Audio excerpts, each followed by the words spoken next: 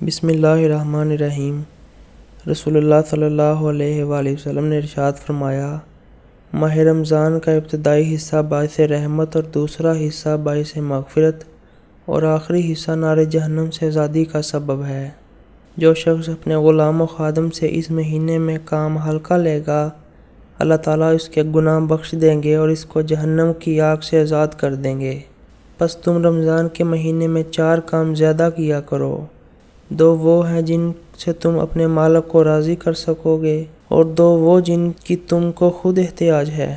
سو پہلے 2 کام یہ ہیں کہ خدا کی وحدانیت کی شہادت دو اور اس سے اپنے گناہوں کی مغفرت و معافی طلب کرو، یعنی کلمہ توحید اور استغفار کی اس مہینے میں کثرت رکھو۔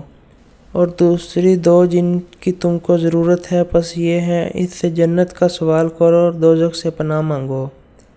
اور جو شخص کسی روزہ دار کو اس مہینے میں پانی پلائے گا، اللہ تعالیٰ اس کو میرے حوض کوثر سے ایسا سیراب فرمائیں گے، پھر جنت میں داخل ہونے تک اس کو پیاس نہ لگے گی۔ اللہ تعالیٰ سے دعا ہے کہ اللہ تعالیٰ ہمیں بھی وہ 4 کام کرنے کی توفیق عطا فرمائے۔ آمین۔